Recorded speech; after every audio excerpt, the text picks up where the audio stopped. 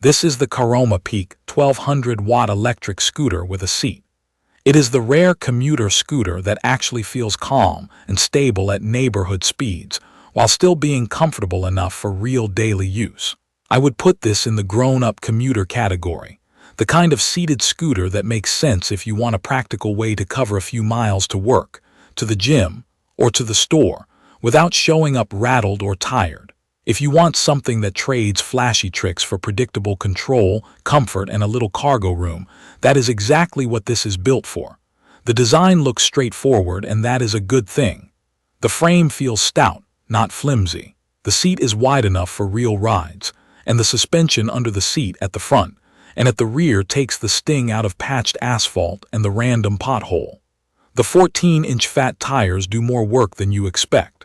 They add footprint and cush, which translates into grip and confidence. There is a basket mounted above the rear wheel that turned out to be more useful than I thought. It is high enough to stay out of the way and low enough to keep the weight from making the steering feel heavy. Up front there is a bright headlight, and there is a tail light out back, so I can ride at dusk without feeling invisible. The scooter folds at the stem, and the latch feels secure. I would not carry it up a long flight of stairs every day, but folding it to slide into a trunk or tuck against a wall is easy enough. The kickstand is sturdy and does not sink into warm asphalt. Setup was painless. It arrived mostly put together, and the few steps left were simple. The tools in the box actually worked, which is not always the case. I checked the brake cables, inflated the tires, and tightened the seat post to get my height right. That was it. I was riding in a short amount of time. The control layout is simple. The throttle response feels smooth rather than jerky, so I can ease away from a stop without lunging. There are 3 selectable speed settings that matter more than I expected. Speed 1 tops out around 9 miles per hour and keeps the scooter relaxed when I want a slow roll through a crowded path. Speed 2 sits around 16 miles per hour and feels like the sweet spot for everyday streets. Speed 3 opens up to about 20 miles per hour for clear roads. What I appreciate is that the throttle behavior stays consistent across the modes. It does not suddenly get twitchy in the fastest setting. Braking is handled by a dual drum system. Lever feel is firm and predictable, and the wheels do not lock up easily. There is a little more lever travel than on a disc system, but I came to like the modulation. It is also quiet and low maintenance. Let me talk about real performance, because that is what decides if a scooter becomes a habit or a novelty. I weigh about 180 pounds and stand 6 feet 2 inches. In Speed 3, I reliably sit around 18.5 miles per hour on flat ground with light wind. Lighter riders will likely see a touch more speed. Acceleration is strong enough to feel confident crossing intersections, and it does not sag the moment the road tilts upward. On moderate hills, the scooter holds a steady pace in Speed 2 without sounding strained. Very steep climbs will slow it down, but it keeps moving. The ride comfort surprised me. Between the suspension and the chunky tires, expansion joints and rough patches that would usually chatter through my legs on a typical stand-up scooter were just dull thumps here.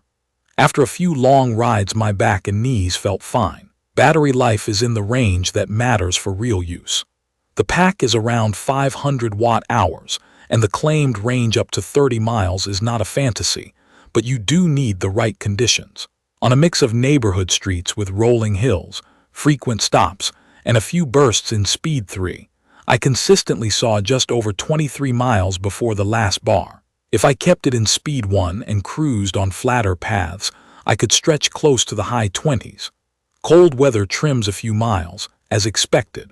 Charging from low to full takes a reasonable amount of time for this size of battery, and a top-off during lunch has been enough to run errands in the evening. Here is how it handled my real routines. My favorite test is the grocery run that is a little over 2 miles each way with a short hill and a stretch of cracked pavement. With a filled reusable bag in the rear basket, the scooter stayed balanced, and the steering did not get wobbly. Those fat tires made the broken surface feel tame, and the seat suspension kept my spine from taking the hit. On the return trip, the hill slowed me to around 12 or 13 miles per hour in Speed 2, but the motor held steady without drama. Braking at the bottom of that hill felt controlled with no fade. Another regular use is a 5-mile commute to a co-working space. That route includes a bike lane, a brick section that usually rattles my teeth, and a short detour through a park path. In Speed 2, I settled into about 15 to 16 miles per hour, which felt like the right speed to match bike traffic. The brick section is usually where I second-guess scooters, but the combination of seat shock and tires shaved off the harshness. I could still feel the texture, but it was not punishing. Cutting through the park, the headlight and tail light made me visible as the sun dipped, and the lights mounted solidly with no annoying flicker. On a late return ride, I appreciated that the headlight beam is wide enough to read the surface ahead rather than just throw a bright spot. Comfort is always personal, so here is where I landed. At 6 feet 2 inches, I do look tall on this scooter, but the ergonomics still worked. The seat height and handlebar reach were comfortable for a 30-minute ride without any numb hands or cramped knees. Taller riders might wish for one more notch of handlebar height adjustment, but it was fine for me. The seat cushion is firm, not squishy, and that is the right call for longer rides. After a week of daily use, nothing rattled loose. The only noise I noticed was a mild mechanical hum from the motor at higher speeds, which is normal and easy to tune out. There are a few smart touches that make life easier. The basket placement is right where it needs to be, and the frame around it acts like a little fender to keep road spray-off bags. The folding latch is stout and inspires trust. The wiring is tucked away well enough that I am not snagging cables with my feet when I put a bag on the floorboard. The dual drum brakes are less fussy to keep in tune compared to mechanical disc setups I have owned. After the first few rides, the brake cables stretched a little, as cables do, and a simple turn of the adjuster brought the bite point back to where I like it. There are also trade-offs to know. This scooter is not light. I can lift it into a trunk without straining, but I would not want to carry it up 3 flights of stairs on a regular basis. The headlight angle needed a quick tweak so it would illuminate the road without blinding oncoming riders. The seat post clamp arrived snug but not perfect. A half turn with the included tool stopped a small creak. The tires are confidence-inspiring, but they can track a little in deep gravel. That is normal for wide rubber on loose surfaces, so I just back off the throttle and let the scooter find its line. If you want a specific use case, here is a day that sold me. I had a morning coffee run, then a ride to the office, then a midday grocery pickup, and finally a sunset cruise through the park before heading home. I started with a full charge, kept most of the ride in Speed 2, and used Speed 3 sparingly on empty stretches. The scooter handled all of it without feeling like I was pushing my luck on range. The basket kept my hands free, the brakes stayed consistent even with a few quick stops, and I ended the day with a few bars left and no sore joints.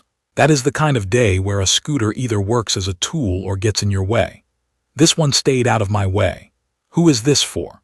If you want a seated electric scooter that emphasizes comfort, predictable handling, and enough range for real errands, the Caroma Peak 1200 watt belongs on your shortlist. If you need something feather light for constant carrying, or if you want a stunt scooter that snaps to 30 miles per hour, this is not that. For the rest of us who value a steady 20-mile-per-hour ride, strong braking, and a seat and suspension that actually save our bodies, it fits the role well. That is my take after living with it. If there is anything I did not cover, ask me in the comments. If you found this helpful, please subscribe to the channel and let me know what you want to see next. Thank you for watching.